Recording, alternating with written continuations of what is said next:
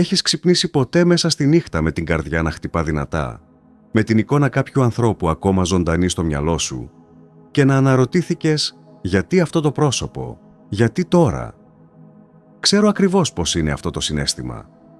Εκείνη η παράξενη αίσθηση ότι το όνειρο δεν ήταν απλώς όνειρο. Ήταν μια πραγματική συνάντηση σε μια άλλη διάσταση της ύπαρξης. Η αλήθεια είναι πως στον κόσμο των ονείρων δεν υπάρχουν τυχαία γεγονότα. Κάθε άνθρωπος που εμφανίζεται στον ύπνο σου έχει επιλεγεί προσεκτικά από την ψυχή σου. Όχι από τον εγκέφαλό σου που προσπαθεί να επεξεργαστεί αναμνήσεις της ημέρας, ούτε από ένα στομάχι που χωνεύει αργά ένα βραδινό γεύμα, αλλά από το βαθύτερο, σοφότερο κομμάτι του εαυτού σου, εκείνο που είναι πάντα συνδεδεμένο με το πνευματικό πεδίο. Όταν κλείνεις τα μάτια και αποκοιμιέσαι, κάτι εξαιρετικό συμβαίνει. Το σώμα σου ξεκουράζεται, αλλά η συνείδησή σου απλώνεται. Διασχίζεις ένα αόρατο πέρασμα ανάμεσα στον υλικό και τον ενεργειακό κόσμο. Είναι ο χώρος που οι αρχαίοι αποκαλούσαν αστρικό πεδίο, εκεί όπου η ψυχή μπορεί επιτέλους να μιλήσει χωρίς την παρέμβαση του λογικού νου, χωρίς τα φίλτρα του εγώ, χωρίς τους περισπασμούς της καθημερινότητας. Και επιλέγει να μιλήσει μέσα από πρόσωπα, γιατί είμαστε όντα που εξελισσόμαστε μέσα από σχέσεις. Η πνευματική μας πορεία περνά πάντα μέσα από τους άλλους. Κάθε άνθρωπος που συναντάς, είτε ξύπνιος είτε στα όνειρα, φέρει ένα μήνυμα, ένα μάθημα, έναν καθρέφτη από κάτι που χρειάζεται να δεις. Σκέψου το. Πόσους ανθρώπους γνωρίζεις στη ζωή σου? Εκατοντάδες, ίσως χιλιάδες. Συνεργάτες, οικογένεια, παιδικούς φίλους, γνωστούς από τα social, κάποιον που είδες μια φορά στο λεωφορείο. Ο εγκέφαλος αποθηκεύει όλα αυτά τα πρόσωπα κάπου μέσα του. Μα στα όνειρα δεν εμφανίζονται όλοι αυτοί. Εμφανίζονται πάντα οι ίδιοι ή κάποιο συγκεκριμένο πρόσωπο που ίσως έχεις να δεις χρόνια ή κάποιος που γνώρισες πρόσφατα και σε ταράζει με έναν ανεξήγητο τρόπο. Δεν είναι τυχαίο. Η ψυχή σου χρησιμοποιεί αυτές τις παρουσίες σαν ζωντανά σύμβολα, σαν αγγελιοφόρους αληθιών που χρειάζεται να αντιμετωπίσεις. Όταν βλέπεις την πρώην σχέση σου στο όνειρο, ίσως να μην έχει να κάνει με αυτήν, αλλά με το τι αντιπροσωπεύει για το ταξίδι σου. Όταν βλέπεις τη γιαγιά σου που έχει φύγει, ίσως δεν είναι φαντασία, αλλά ένα μήνυμα από τη σοφία των προγόνων που καλείσαι να θυμηθείς. Και όταν εμφανίζεται ένας φίλος που έχεις καιρό να δεις, μπορεί εκείνη τη στιγμή να σε σκέφτεται, δημιουργώντας μια ενεργειακή γέφυρα ανάμεσά σας. Η απάντηση είναι «εξαρτάται». Και μέσα από αυτό το ταξίδι θα μάθεις να αποκωδικοποιείς κάθε τύπο εμφάνισης. Γιατί πρώτα πρέπει να κατανοήσεις τη βασική αρχή. Τα όνειρα είναι η μητρική γλώσσα της ψυχής. Όταν είσαι ξύπνιος, μιλάς ελληνικά, αγγλικά ή κάποια άλλη γλώσσα. Μα η ψυχή σου μιλάει με εικόνες, σύμβολα, αισθήσεις και συναντήσεις. Χρησιμοποιεί τη μόνη στιγμή που ο νους σου είναι αρκετά ήσυχος για να ακούσει, όταν κοιμάσαι. Από σαμάνους και θιβετιανούς δασκάλους έως καμπαλιστές και μελετητές του Γιούγκ, όλοι συμφωνούν σε ένα πράγμα. Ο κόσμος των ονείρων είναι εξίσου πραγματικός με τον φυσικό. Η μόνη διαφορά είναι ότι εκεί δεν ισχύουν οι νόμοι της φυσικής. Ο χρόνος δεν είναι γραμμικός. Ο χώρος δεν είναι περιορισμένος. Και η ψυχή σου έχει πλήρη ελευθερία να δημιουργεί τις συναντήσεις που χρειάζεται περισσότερο. Η ψυχή σου σε γνωρίζει καλύτερα από ό,τι γνωρίζεις εσύ τον εαυτό σου. Γνωρίζει τις πληγές που δεν έχουν κλείσει, τα χαρίσματα που δεν έχεις ακόμη ενεργοποιήσει, τις σχέσεις που χρειάζονται ίαση ή απελευθέρωση. Γνωρίζει τους δεσμούς από προηγούμενες ζωές που εξακολουθούν να επηρεάζουν το παρόν σου. Και χρησιμοποιεί τα όνειρα σαν ιερό χώρο αποκάλυψης και μεταμόρφωσης. Αν λοιπόν σήμερα ξύπνησες θυμούμενος κάποιον από το όνειρό σου, κάνε μια παύση. Πάρε μια ανάσα και ρώτησε «Τι μου διδάσκει αυτή η παρουσία? Ποιο κομμάτι μου καθρεφτίζει? Ποιο μήνυμα κρύβεται σε αυτή τη συνάντηση?» Οι απαντήσεις θα έρθουν, όχι πάντα αμέσως, αλλά θα έρθουν. Γιατί όταν κάνεις τις σωστές ερωτήσεις, το σύμπαν πάντα απαντά. Υπάρχει ένα αόρατο νήμα που σε συνδέει με κάθε άνθρωπο που έχεις αγαπήσει, μισήσει ή που έχει αγγίξει την ψυχή σου με κάποιον τρόπο. Δεν μιλώ μεταφορικά. Μιλώ για μια ενεργειακή πραγματικότητα που μπορεί να γίνει αισθητή, να γίνει αντιληπτή, ακόμη και να δειχτεί σε όσους έχουν αναπτύξει αρκετή πνευματική ευαισθησία. Οι δάσκαλοι το αποκαλούν ενεργειακοί δεσμοί. Έχεις νιώσει ποτέ εκείνη την ανεξήγητη αίσθηση ότι κάποιος σε σκέφτεται, ή θυμήθηκες ξαφνικά ένα άτομο χωρίς λόγο και λίγα λεπτά μετά σε πήρε τηλέφωνο? Δεν είναι σύμπτωση. Είναι η δόνηση που ταξιδεύει μέσα από αυτούς τους αόρατους δεσμούς που μας συνδέουν. Κάθε φορά που δημιουργείς έναν συναισθηματικό δεσμό, αγάπης, θυμού, ευγνωμοσύνης ή πικρίας, σχηματίζεται μια ενεργειακή γέφυρα ανάμεσα στα δύο πεδία. Όσο πιο δυνατή η συγκίνηση, τόσο πιο ισχυρός ο δεσμός. Και αυτοί οι δεσμοί δεν εξαφανίζονται απλώς επειδή σταμάτησες να βλέπεις κάποιον.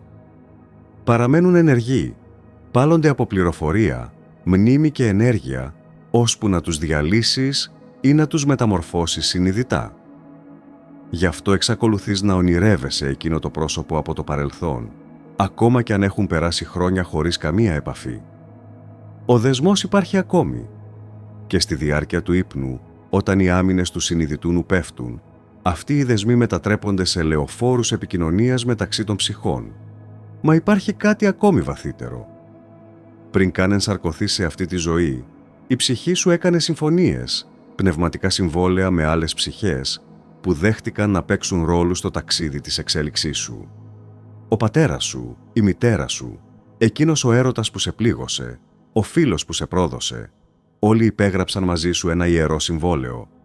Θα εμφανιστώ στη ζωή σου και θα παίξω έναν ρόλο για να σε βοηθήσω να μάθεις όσα διάλεξες να μάθεις. Στα όνειρα, αυτά τα συμβόλαια αποκαλύπτονται.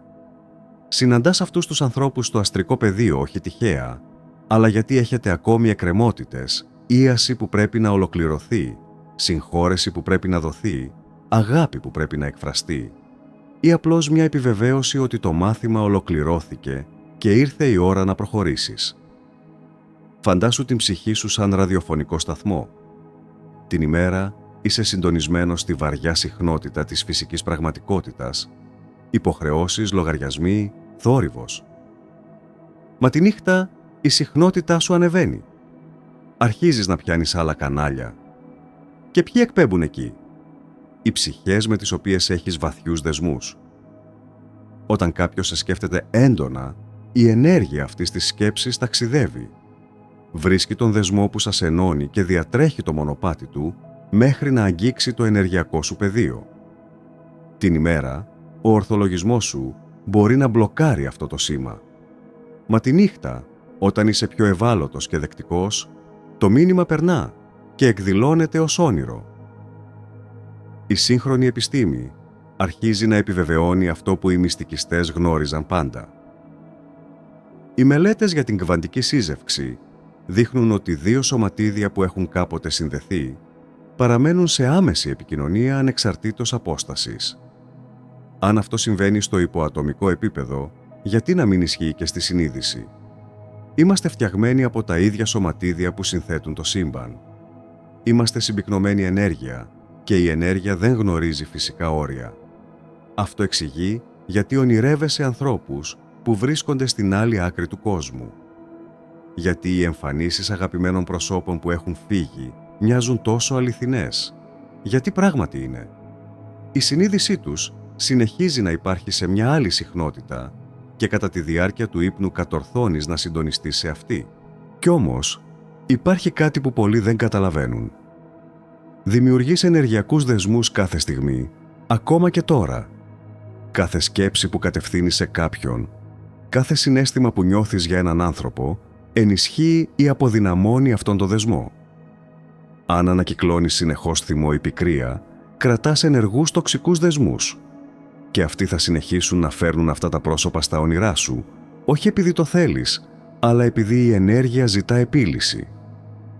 Αντίθετα, όταν καλλιεργείς ειλικρινή συγχώρεση, ευγνωμοσύνη και ανεβόρον αγάπη, μεταμορφώνεις την ποιότητα αυτών των δεσμών. Δεν είναι πια φυλακές, αλλά γέφυρες φωτός. Και τα όνειρα που γεννιούνται από αυτές τις ανυψωμένες συνδέσεις είναι εντελώς διαφορετικά. Είναι θεραπευτικά, ευλογημένα, γεμάτα επιβεβαίωση ότι εξελίσσεστε μαζί, ακόμη κι αν είστε μακριά. Σκέψου τους ανθρώπους που εμφανίζονται επανειλημμένα στα όνειρά σου. Ρώτησε τον εαυτό σου. Τι είδους ενέργεια συντηρώ ακόμη ανάμεσά μας? Υπάρχει κάτι ανίποτο, κάποια πληγή που δεν έχει κλείσει. Ίσως η ψυχή σου να προσπαθεί να σου μιλήσει μέσα από αυτές τις νυχτερινές συναντήσεις. Γιατί η αλήθεια είναι μία. Έχεις πολύ περισσότερη δύναμη πάνω στις ενεργειακές σου συνδέσεις από ό,τι νομίζεις. Δεν είσαι θύμα των ονείρων σου. Είσαι συνδημιουργός τους. Η ψυχή σου χρησιμοποιεί αυτές τις ονειρικές εμπειρίες για να σου δείξει τον χάρτη των πνευματικών σου σχέσεων, να σε οδηγήσει προς τη θεραπεία, την εξέλιξη και την απελευθέρωση. Και όταν το κατανοήσεις αυτό, όταν συνειδητοποιήσεις ότι βρίσκεσαι σε συνεχή ενεργειακή επικοινωνία με όλες τις ψυχές που άγγιξαν τη ζωή σου, τότε γεννιέται μια ευθύνη να φροντίζεις τις συχνότητές σου, να ανυψώνεις τη δόνησή σου, να διαλύεις ό,τι δεν σου χρησιμεύει πια, να ενισχύεις ό,τι τρέφει την εξέλιξή σου. Είναι 3 το πρωί. Ξυπνάς ξαφνικά, ονειροπαρμένος ακόμα. Η εικόνα είναι τόσο καθαρή, σχεδόν χειροπιαστή. Εκείνο το πρόσωπο ήταν εκεί, σε κοιτούσε στα μάτια, έλεγε κάτι σημαντικό. Παίρνεις το κινητό σου. 2 μηνύματα από αυτόν τον άνθρωπο, σταλμένα λίγα λεπτά πριν ξυπνήσεις. Τυχαίο? Όχι.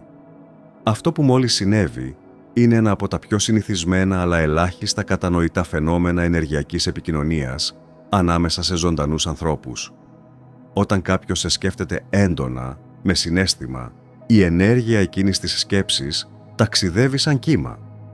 Ψάχνει τον δεσμό που σας ενώνει και βρίσκει τον δρόμο προς εσένα. Κατά τη διάρκεια της ημέρας, είσαι προστατευμένος πίσω από τις ασχολίες, τα άγχη, τη λογική. Μα τη νύχτα, όταν η συνείδησή σου χαλαρώνει, όταν οι άμυνες πέφτουν, αυτό το μήνυμα φτάνει και μεταφράζεται σε όνειρο. Υπάρχουν 3 βασικοί τύποι ονείρων με ζωντανούς ανθρώπους που φέρνουν άμεσο μήνυμα. Ο πρώτος είναι ο πιο προφανής. Το άτομο αυτό σε χρειάζεται. Μπορεί να βιώνει κρίση, μοναξιά ή φόβο που δεν μπορεί να εκφράσει.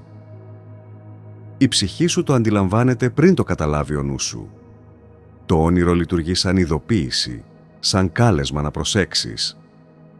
Ο δεύτερος τύπος είναι όταν κάποιος σε σκέφτεται έντονα, σχεδιάζει να επικοινωνήσει, θέλει να αποκαταστήσει κάτι, του λείπεις.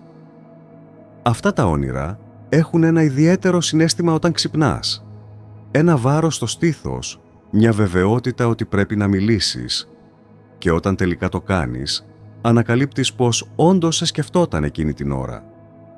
Συμβαίνει συχνά ανάμεσα σε ανθρώπους που είχαν βαθιούς δεσμούς, πρώην συντρόφους, στενούς φίλους, οικογένεια. Ο ενεργειακός δεσμός λειτουργεί σαν ασύρματο τηλέφωνο της ψυχής. Όταν εκείνος σηκώνει το δικό του ακουστικό, σκεπτόμενος εσένα με συναίσθημα, το δικό σου χτυπά τη νύχτα, μέσα στο όνειρο. Ο τρίτος τύπος είναι ο πιο λεπτός, αλλά και ο πιο ισχυρός. Τα ανίποτα μηνύματα. Όσα δεν υπόθηκαν ποτέ στο φως της ημέρας.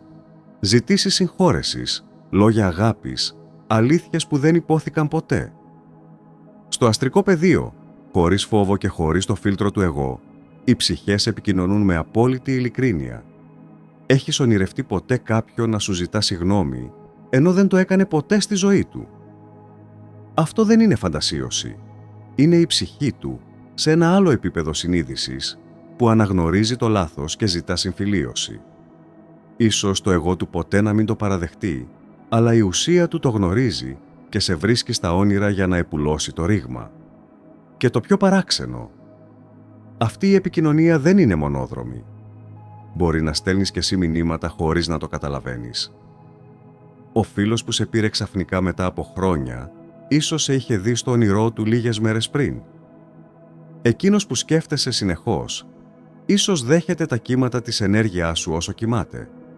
Είμαστε ζωντανές κεραίες που εκπέμπουμε και λαμβάνουμε συνεχώς. Απλώς οι περισσότεροι δεν γνωρίζουν πώς να συντονιστούν συνειδητά. Δεν ξεχωρίζουν ένα τυχαίο όνειρο από ένα πραγματικό μήνυμα. Το μυστικό είναι στο συναίσθημα. Όταν το όνειρο είναι απλώς επεξεργασία του νου, ξυπνάς και το ξεχνάς γρήγορα. Όταν όμως είναι μήνυμα, ξυπνάς με σιγουριά, με ανησυχία, με κάτι που σε ακολουθεί όλη μέρα. Μπορεί να ακούς ακόμα τη φωνή του άλλου, να θυμάσαι τα μάτια του, να νιώθεις την παρουσία του κοντά σου. Αν ξυπνήσεις με το πρόσωπο κάποιου συγκεκριμένου στο μυαλό σου, χωρίς λόγο, μην το αγνοήσεις. Στείλε ένα μήνυμα. Ρώτησε αν είναι καλά. Τις περισσότερες φορές θα ανακαλύψεις πως κάτι συνέβαινε πράγματι. Και η κίνηση αυτή θα φέρει ανακούφιση και στους δύο. Γιατί τίποτα δεν είναι τυχαίο. Υπάρχει μια αόρατη συγχρονικότητα που υφαίνει όλες αυτές τις εμπειρίες. Όταν δύο άνθρωποι ονειρεύονται ο ένας τον άλλον την ίδια νύχτα, κάτι βαθύτερο συμβαίνει. Μια ενεργειακή εργασία μεταξύ των ψυχών, μια ίαση, μια ολοκλήρωση, μια υπενθύμηση ότι ο δεσμός ξεπερνά το χρόνο και την απόσταση. Όμως χρειάζεται προσοχή. Δεν σημαίνει ότι κάθε όνειρο για κάποιον απαιτεί δράση. Μερικές φορές το μήνυμα είναι μόνο για σένα, για να επεξεργαστείς εσωτερικά κάτι που εκκρεμεί, χωρίς να εμπλέξεις τον άλλον.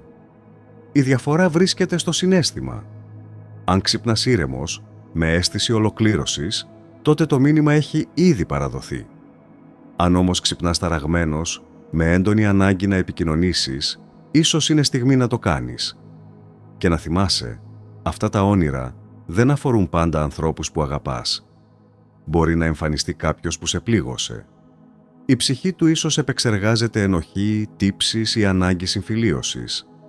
Το αν θα ανταποκριθείς ενεργειακά είναι δική σου επιλογή. Η συγχώρεση δεν σημαίνει επανασύνδεση. Σημαίνει απελευθέρωση της ενέργειας, ώστε και οι δύο να προχωρήσετε. Δεν είσαι ποτέ μόνος. Ούτε στα όνειρά σου. Υπάρχει ένας αόρατος ιστός που ενώνει όλες τις συνειδήσεις και όταν κάποιος τραβά ένα νήμα, η δόνηση φτάνει πάντα σε σένα. Υπάρχει όμως και ένα άλλο είδος ονείρου που δεν μοιάζει με κανένα άλλο. Εκείνο όπου ένα πρόσωπο που έχει πεθάνει εμφανίζεται τόσο αληθινό, τόσο ζωντανό, που μπορείς να νιώσεις το άγγιγμα, να ακούσεις τη φωνή, να δεις τη λάμψη στα μάτια του. Ξυπνάς με δάκρυα, αλλά και με μια βαθιά ειρήνη μέσα σου. Ξέρεις ότι δεν ήταν απλό όνειρο, ήταν συνάντηση. Και έχεις δίκιο. Ο θάνατος δεν είναι το τέλος της σύνδεσης, είναι απλώς αλλαγή συχνότητας. Οι άνθρωποι που αγαπήσαμε δεν έπαψαν να υπάρχουν. Απλώς μετέβησαν σε μια άλλη διάσταση της πραγματικότητας. Και τα όνειρα είναι η πιο προσιτή γέφυρα ανάμεσα στους δύο κόσμους. Είναι η μόνη στιγμή που η δόνησή σου ανεβαίνει αρκετά ώστε να συναντήσει τη δική τους. Όλες οι παραδόσεις το επιβεβαιώνουν. Σαμάνι, μέντιουμ, πνευματικοί δάσκαλοι, όλοι γνωρίζουν πως οι επισκέψεις ψυχών στα όνειρα είναι πραγματικές. Δεν είναι προϊόντα φαντασίας ή ανακούφισης. Είναι γνήσιες συναντήσεις ψυχής με ψυχή. Και υπάρχουν ξεκάθαρα σημάδια που ξεχωρίζουν μια πραγματική επίσκεψη από ένα απλό όνειρο. Το πρώτο είναι η καθαρότητα. Στα συνηθισμένα όνειρα, τα πάντα είναι μπερδεμένα, ασαφή, χωρίς λογική. Είσαι σε 3 μέρη ταυτόχρονα, τα πρόσωπα αλλάζουν, η ιστορία δεν έχει συνοχή. Στις πνευματικές επισκέψεις όμως, όλα είναι απολύτως καθαρά. Το πρόσωπο φαίνεται όπως ήταν ή ακόμη καλύτερο, πιο νέο, φωτεινό, ήρεμο. Το περιβάλλον είναι απλό, ήσυχο. Το μήνυμα είναι ξεκάθαρο. Δεν υπάρχει χάος, υπάρχει σκοπός. Το δεύτερο σημάδι είναι το συναίσθημα όταν ξυπνάς. Μετά από μια τέτοια επίσκεψη δεν νιώθεις θλίψη, αλλά ειρήνη. Ακόμη κι αν δάκρυσες στο όνειρο, μέσα σου έχει εγκατασταθεί μια γλυκιά σιγουριά. Νιώθεις ότι όλα είναι καλά, ότι ο άνθρωπος αυτός είναι καλά. Αυτό συμβαίνει γιατί πράγματι ήρθε να σου το επιβεβαιώσει. Το τρίτο σημάδι είναι τα συγκεκριμένα μηνύματα. Σε μια αληθινή επίσκεψη, το πρόσωπο μεταφέρει πληροφορίες που δεν θα μπορούσες να γνωρίζεις. Προειδοποιεί, συμβουλεύει, μιλά για κάτι που πρόκειται να συμβεί. Υπάρχουν χιλιάδες μαρτυρίες ανθρώπων που ονειρεύτηκαν αγαπημένα πρόσωπα να τους αποκαλύπτουν πού βρίσκονταν χαμένα έγγραφα, να προειδοποιούν για θέματα υγείας ή να δίνουν απαντήσεις σε ερωτήματα που κανείς δεν γνώριζε. Αυτά δεν είναι δημιουργήματα του νου, γιατί ο νους δεν θα μπορούσε να έχει πρόσβαση σε τέτοιες πληροφορίες. Είναι συνείδηση που μιλά από ένα πεδίο όπου ο χρόνος και ο χώρος λειτουργούν διαφορετικά. Και υπάρχει και ένα τέταρτο σημάδι, η ενέργεια του ίδιου του ονείρου. Αυτές οι επισκέψεις έχουν μια μοναδική δόνηση. Το φως τους είναι διαφορετικό, πιο απαλό ή πιο λαμπερό, οι χρωματισμοί αλλιώτικοι, ο χρόνος μοιάζει να μην υπάρχει. Και πάνω απ' όλα κυριαρχεί ένα συναίσθημα, αγάπη, αγνή, καθαρή, χωρίς ίχνος εγωισμού ή λύπης. Γιατί πέρα από το πέπλο του θανάτου, το εγώ διαλύεται. Οι μνησικακίες και οι ενοχές μένουν πίσω. Ό,τι απομένει είναι η ουσία, η αγάπη.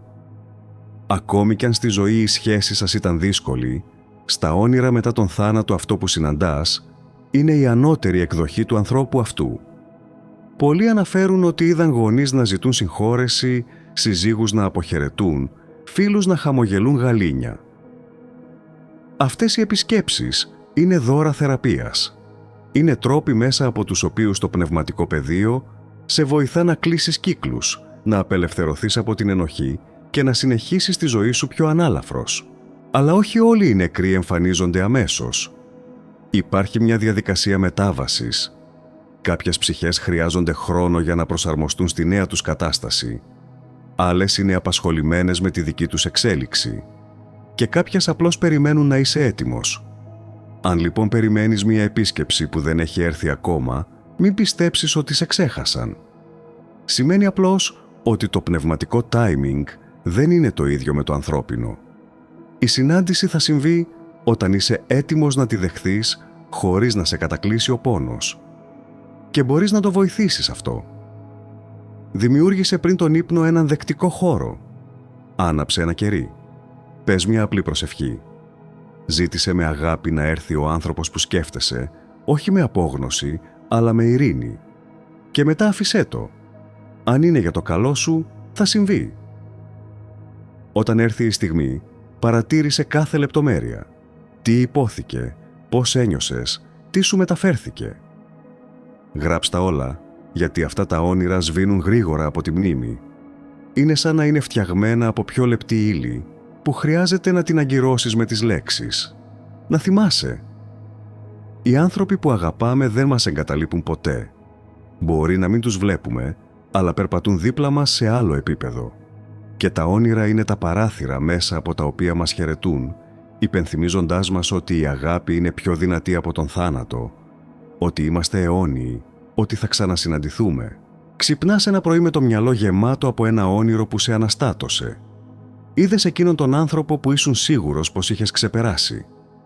Έχουν περάσει χρόνια, η ζωή σου έχει αλλάξει, ίσως έχεις προχωρήσει, όμως το όνειρο ήταν τόσο έντονο που δεν μπορείς να το διώξεις από το μυαλό σου. Αναρωτιέσαι, γιατί τώρα, γιατί επιστρέφει. Μήπως σημαίνει κάτι περισσότερο από ό,τι φαίνεται. Πάρε μια ανάσα. Δεν σημαίνει ότι δεν έχεις προχωρήσει, ούτε ότι είσαι ακόμα δεμένος συναισθηματικά. Όταν πρώην σύντροφοι εμφανίζονται στα όνειρά μας, η ψυχή εργάζεται σε βάθη που ο συνειδητός νους δεν φτάνει. Η παρουσία του συχνά δεν αφορά το ίδιο το άτομο, αλλά αυτό που αντιπροσωπεύει για σένα. Είναι ένας καθρέφτης μιας παλιάς εκδοχής του εαυτού σου. Ποιος ήσουν, τι πίστευες, τι φοβόσουν τότε. Όταν το παρελθόν εμφανίζεται στα όνειρα, είναι γιατί η ψυχή σου επανεξετάζει εκείνη τη χρονική στιγμή. Ίσως χρειάζεται να επουλώσει κάτι που έμεινε ανοιχτό ή να σου θυμίσει πως ένα παλιό μοτίβο επιστρέφει. Πολλές φορές, όταν ετοιμάζεσαι να επαναλάβεις το ίδιο λάθος με άλλο πρόσωπο, η ψυχή σου στέλνει προειδοποιητικό όνειρο. Εμφανίζει το παρελθόν για να πει «Πρόσεξε, το έχεις ξαναζήσει αυτό, θυμήσου πως τελείωσε». Άλλες φορές, η εμφάνιση του πρώην είναι σημάδι ότι ολοκληρώθηκε ένα μάθημα. Το όνειρο έρχεται σαν πνευματική αποφύτιση. Η μορφή τους είναι ήρεμη, χωρίς δράμα, σαν να λέει όλα καλά. Μην βιάζεσαι να αντιδράσεις. Δεν χρειάζεται να στείλεις μήνυμα ή να αναζητήσεις επαφή. Απλώς παρατήρησε.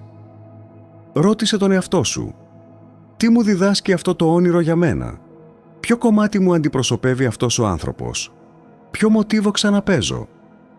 Ευχαρίστησε την εμπειρία, ακόμα κι αν ήταν επώδυνη. Κάθε σχέση, όσο δύσκολη κι αν ήταν, υπήρξε κομμάτι του δρόμου σου.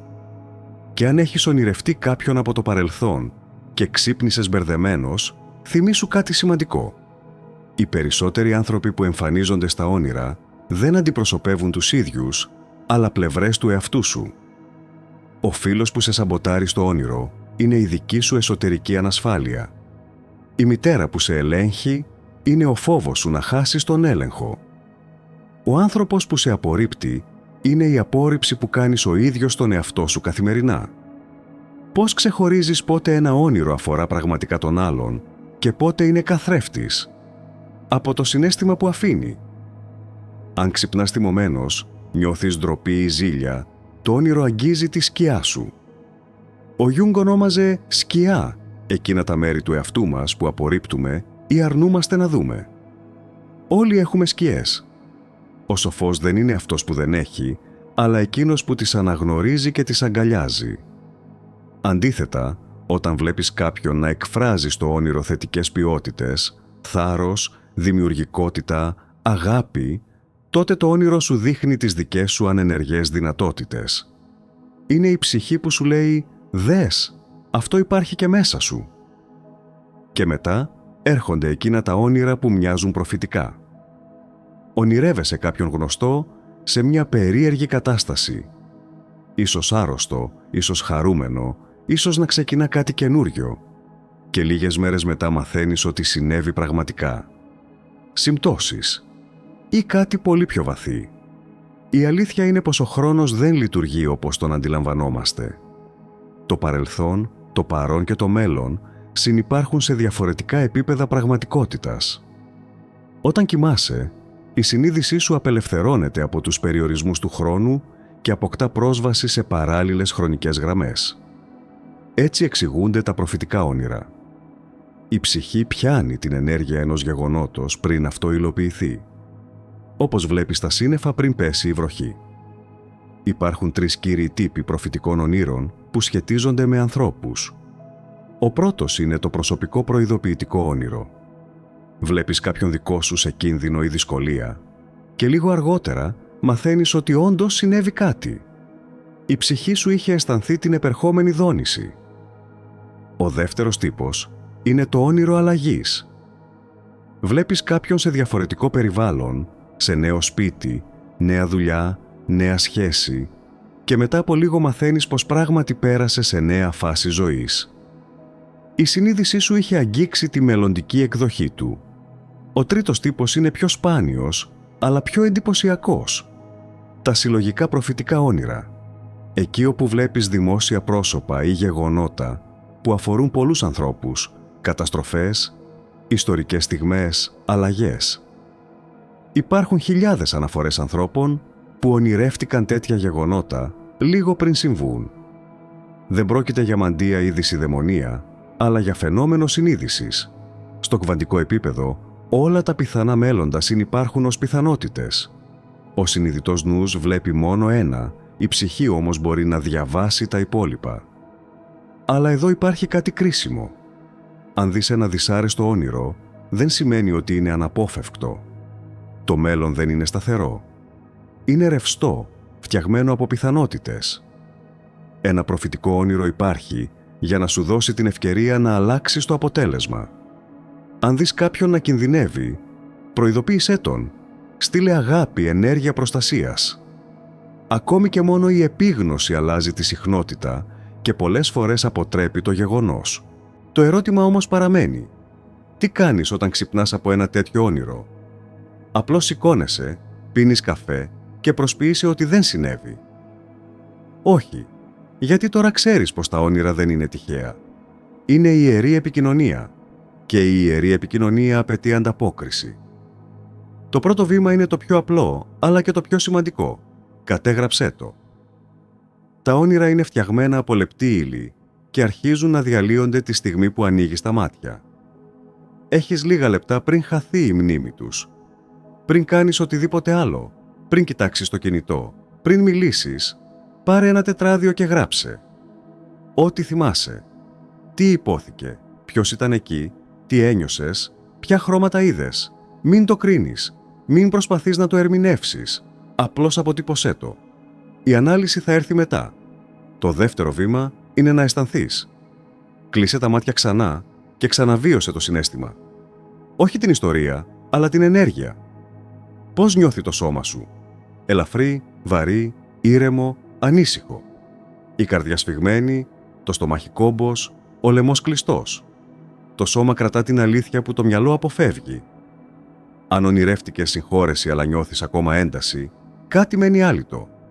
Αν ονειρεύτηκες κάτι ανησυχητικό, αλλά ξυπνάς ήρεμος, ίσως το μήνυμα ήταν απελευθέρωση, όχι φόβος. Το τρίτο βήμα είναι οι ερωτήσεις. Πάρε όσα έγραψες και ρώτα. Γιατί εμφανίστηκε αυτό το πρόσωπο τώρα? Τι συμβαίνει στη ζωή μου που κάλεσε αυτή την παρουσία? Τι μου καθρεφτίζει? Ποιο συναίσθημα κυριαρχεί? Και υπάρχει κάτι που χρειάζεται να κάνω ή απλώς να συνειδητοποιήσω? Μην πιέζεις τις απαντήσεις. Άφησέ τες να έρθουν μόνες τους. Συχνά θα εμφανιστούν μέσα στη μέρα, σε μια συζήτηση, σε ένα τραγούδι, σε μια σύμπτωση. Η ψυχή συνεχίζει να μιλά μέσω των συγχρονικοτήτων. Όσο πιο πολύ τιμάς αυτή την επικοινωνία, τόσο πιο δυνατή γίνεται. Αν αγνοείς τα όνειρα, θα επανέρχονται πιο έντονα, ζητώντας να τα προσέξεις. Αν τα γράφεις, τα νιώθεις, τα κατανοείς, τότε μετατρέπονται σε σύμμαχο. Κάθε νύχτα, ένα προσωπικό μαντίο ανοίγει για σένα. Η ψυχή σου δείχνει τον δρόμο, τις πληγές, τις ευλογίες. Και όταν αρχίσεις να ζεις έτσι, με επίγνωση, σταματάς να νιώθεις χαμένος. Δεν χρειάζεσαι πια εξωτερικές απαντήσεις, γιατί έχεις πρόσβαση στη σοφία μέσα σου. Εκεί βρίσκεται ο πραγματικός οδηγός σου. Έτσι απόψε, κάνε κάτι διαφορετικό. Πριν αποκοιμηθείς, θέσε την πρόθεση. Είμαι ανοιχτός να λάβω μηνύματα από την ψυχή μου. Θα θυμηθώ τα όνειρά μου και θα τιμήσω ό,τι αποκαλυφθεί. Βάλε το τετράδιό σου δίπλα στο κρεβάτι και εμπιστεύσου. Δεν είσαι μόνος σε αυτό το ταξίδι. Η ψυχή σου είναι μαζί σου, σε καθοδηγεί, σε θεραπεύει, σε προειδοποιεί. Και κάθε άνθρωπος που εμφανίζεται στα όνειρά σου είναι αγγελιοφόρος, φέρνοντας ακριβώς αυτό που χρειάζεσαι τη στιγμή που το χρειάζεσαι. Ξύπνα. Γράψε. Νιώσε. Ρώτα. Ενσωμάτωσε. Δράσε. Τα όνειρά σου περιμένουν να τα ακούσεις. Η ψυχή σου περιμένει να τις απαντήσεις. Και πέρα από το πέπλο εκείνης της σιωπηλής διάστασης, όλοι όσοι άγγιξαν τη ζωή σου, ζωντανοί ή όχι, συνεχίζουν να πορεύονται μαζί σου, συναντώντας σε κάθε νύχτα στο ιερό εκείνο πεδίο, όπου ο χρόνος και ο χώρος δεν υπάρχουν, όπου υπάρχει μόνο σύνδεση, ίαση και αιώνια αγάπη. Τίμησε τα όνειρά σου και δες τη ζωή σου να μεταμορφώνεται με τρόπους που ποτέ δεν πίστευες πιθανούς.